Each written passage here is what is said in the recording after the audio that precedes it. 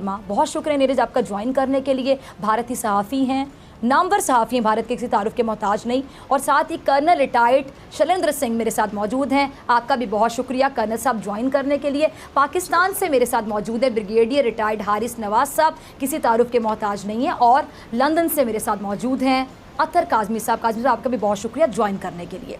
गुफ्तगू का आगाज़ में नीरज आपसे करना चाहूँ। देखिए, आपने मुद्दा बहुत सही उठाया है, लेकिन सवाल है कि आपने सवाल सुनवाया नहीं है।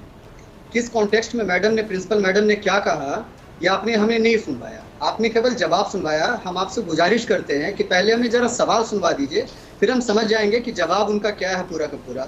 दूसरी बात, आपने मजहब पर कहा, तो इस देश का बंटवारा जो आपने 1947 में करवाया वो मजहब के नाम पर ही हुआ। पाकिस्तान जो बना वो मुस्लिम लीग के ही किसी बंदे ने मांगा, और आपने एक पाकिस्तान नाम का देश जो है धर्म के नाम पर बनवाया। आज जो धर्म के ठेकेदार आप बने हैं, आप आज सवाल उठा रहे हैं कि मजहब पर यह देश चल रहा है। यह देश आज से नहीं चल रहा है।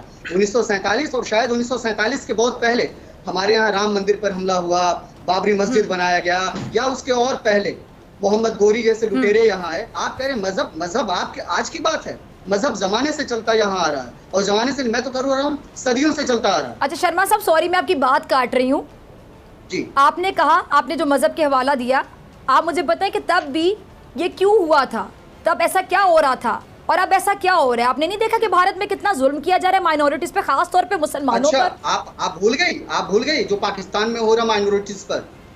कितने माइनॉरिटीज हिंदू बचे हैं वहां पर, जरा आप मुझे बताएंगे क्या हो रहा है पाकिस्तान में? डॉक्टर फिजा, आप मुझे बता दीजिए कि कितने हिंदू बचे हैं। या तो हकीकत को रखा जाता है, हकीकत हो कि तुम्हें यकीनन याद होगा। सुन लीजिए, हमारे यहाँ मुसलमान 30 करोड़ से ज्यादा हैं। शायद आपकी पूरी जनसंख्या भी नहीं होगी 30 करोड़। आप मुसलमानों के ठेकेदार बनी हैं। आप मुझे बताइए कि 30 करोड़ जनसंख्या है क्या आपके यहाँ मुसलमानों की? ठीक है नीरज, आपका पॉइंट आ गया। मैं अतर काज़मी आपकी तरफ आना चाहती हूँ। अतर, अब आपने नीरज की गुफ्तगू भी सुनी। मोदी का भारत, आपको लगता है कि आज मुसलमान के रहने के लायक रहा है या नहीं रहा? बस सीधा सीधा सवाल, आपको लगता है कि हम मुसलमान रह सकते हैं? देखिए, नीरज ने जो बात की ना, किसी हद तक मैं उनसे सहमत हूँ। ये कोई आज की बात नहीं है, ये मोदी जी के आने से नहीं है। वहां पे मुसलमान तो क्या डॉक्टर फिजा, वहां पे कोई भी माइनॉरिटी सेफ नहीं। आप कुछ अर्सा पहले चले जाएं, आप 10 साल 20 साल 30 साल जब भी जाएंगे आपको ऐसे वाकयात मिलेंगे।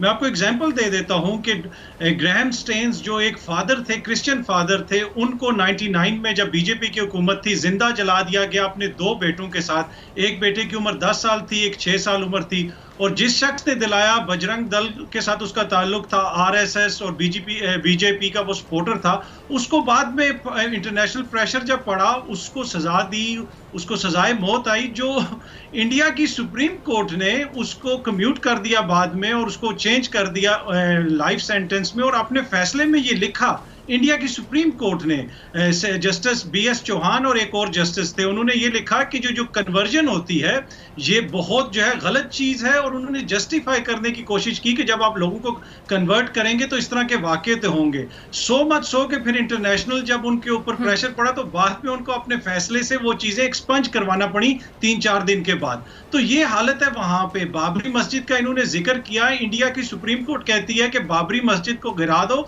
और यहाँ पे मंदिर बना दो। तो ये कोई मोदी का मसला नहीं है, वो एक पूरी सोसाइटी का मसला है। और ये आज से चला नहीं आ रहा, बहुत अरसे से आ रहा है। जिस तरह पाकिस्तान में कभी भी रिलीजियस पार्टीज जो हैं वो मेजॉरिटी में नहीं आई, ना ही इक़्तिदार में आई, लेकिन on the other hand 1 billion की जो सोसाइटी है इंडिया, वहां पे एक्सट्रीमिज्म इतना ज्यादा है कि बीजेपी कितनी दफा इक़्तिदार में आ चुकी है और सिर्फ वो हिंदुत्व के नाम पे आती है। तो ये एक्सपेक्ट करना कि उस मुआशरे में मुसलमान या कोई भी सैन आदमी या कोई भी माइनॉरिटी सेव होगी, मेरा नहीं ख्याल कि हम एक्सपेक्ट कर सकते। बीजेपी धर्म की राजनीति की वजह से आई। पिछले बार जब 2019 में जब चुनाव हुआ, मोदी जी को मुसलमानों ने भी बहुत सारा वोट दिया, करीब 10% मुसलमानों ने वोट कैसे दिया वो मैं बताऊंगा। जी बताइए ना। वो मैं बताता हूं मुसलमानों को वोट ऐसे दिया। चलिए ब्रिगेडियर साहब मैं आपकी तरफ आती हूं, ब्रिगेडियर हारिस, ठीक, इसके बाद मैं सिंह साहब आपकी तरफ आती हूं, शैलेंद्र साहब मैं आपकी तरफ आती हूं। जी ब्रिगेडियर साहब। देखिए, मुसलमानों ने वोट इसके दिए कि आपके गुंडे जो आरएसएस विंग के थे, जितने गुंडे थे, उन्होंने को थ्रेट किया था कि जी अगर आप हमें वोट नहीं दोगे हम आपको देख रहे हैं, आपको मारेंगे। इस तरह आपने वोट दिया है। ये जो नरेंद्र मोदी और इनका जो 5 लोगों का टोला है तो छोड़ दें, ये आपको कंप्लीट तबाही की तरफ लेके जा रहा है, जिससे ये हिंदू इत्तेहाद पसंद दहशतगर्द आपको जो प्राइम मिनिस्टर है इसकी सोच ये है कि सिर्फ हिंदुओं को लेके चलो, हिंदुओं को लेके चलो और तमाम माइनॉरिटी को निकाल दें।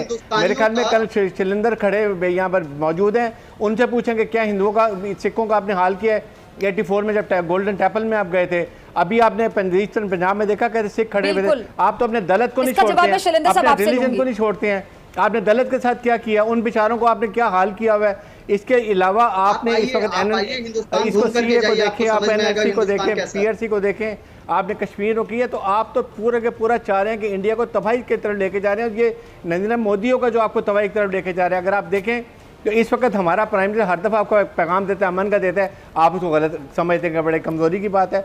आपने 27 फरवरी को देख लिया, अभी आपके अमित शाह ने ट्वीट किया, आपके अमित शाह ने ट्वीट किया कि जी हम पाकिस्तान में हम इजाजत मिल हमला करने की, तो करें ना, हमला करके दिखाएं, फिर आपको पाकिस्तान की फौज बताए और एयरफोर्स बताएगी कि आपका क्या हौला होता है। इसलिए ये बातें छोड़ दें गिदड़ भड़कियां, पाकिस्तान का वो पता है भी बैटल हार्डन। और दूसरी बात शर्मा साहब, ब्रिगेडियर साहब, दूसरी बात है कि इस टाइम पे पूरी दुनिया को कोरोना से निपटने की पड़ी है और मोदी के सर पे अभी भी जंग सवार है, मोदी के सर पे अभी भी हमले सवार है। किस किस्म की नफसियात है आपके वजीर आजम की शर्मा साहब? मैं तो हैरान होती हूँ, इस टाइम पे सिर्फ कोरोना के बारे में सोचे और किसी चीज के बारे में ना सोचे। कभी चीन से पंगा किया जा रहा है, पाकिस्तान तो हमेशा आपके सर पे सवार रहता है। चाइना से मार खाते हैं जाके, चाइना को तो आप संभाल नहीं सकते हैं, संभालने जो आपको हाल किया कौन करता है शर्मा साहब? पाकिस्तान की तरफ। अच्छा चले शैलेंद्र साहब, ठीक है, आप तीनों का पॉइंट आ गया। मैं शैलेंद्र साहब को भी शामिल गुफ्तगू करती हूँ, काफी देर से वो खामोश हैं।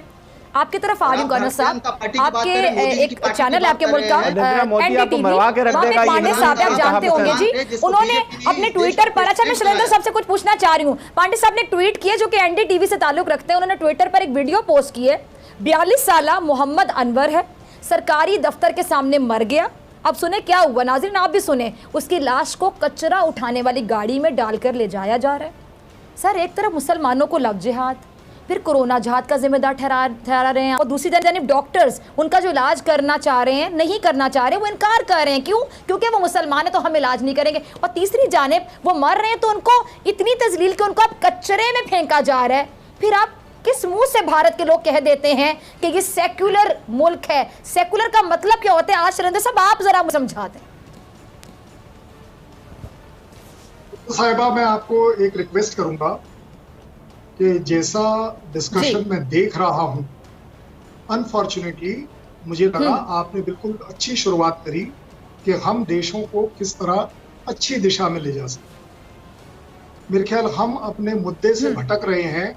हम सिर्फ आपस में ट्रेडिशनली अभी, और मुझे अब अनफॉर्चुनेटली लग रहा है शायद फ्यूचर भी ब्लीक है, कि हम सिर्फ एक दूसरों में गलतियां निकालने की कोशिश करें और उन गलतियों को हेट्रेड में बदल दें, जो दोनों ही देशों के लिए बहुत ही हानिकारक है।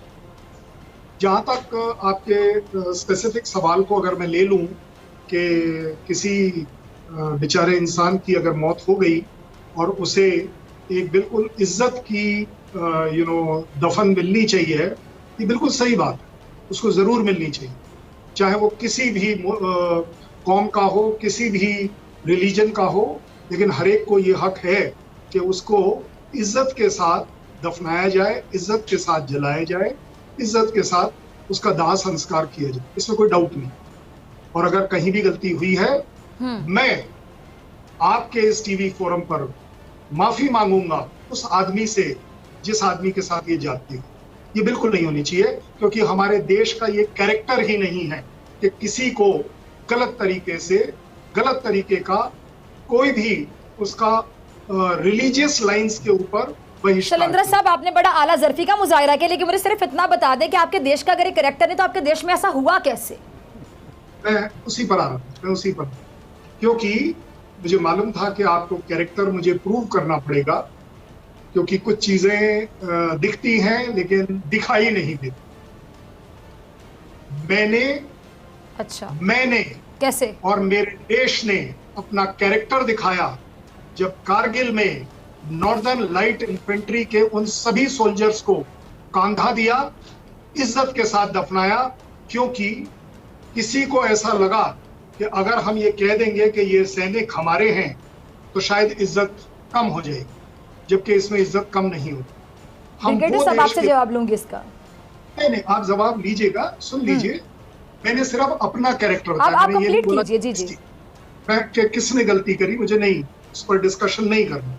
मैंने सिर्फ अपना कैरेक्टर बताया, मेरे देश का, क्योंकि मैं वहां था, मैंने ये काम किया है, इसलिए मुझे ये बात पता है। जहां तक आ गई बात कि अतहर काज़मी साहब ने बड़े अच्छे पढ़े लिखे आदमी हैं, और अगर वो 99 की किसी भी इंसिडेंट्स को वो अब अगर नरेट कर रहे हैं, तो मैं फिर से कहूंगा, रिकॉर्ड पर है कि उस फादर की, उन 2 बच्चों की जो डेथ है, वो मेरे देश में, पूरे देश ने उसको कंडेम किया, पूरे देश ने खुलकर कंडेम किया कि ये गलत नहीं होना चाहिए। मैं कहता हूं, क्या ये कैरेक्टर हम क्या एक दूसरे से सीख नहीं सकते?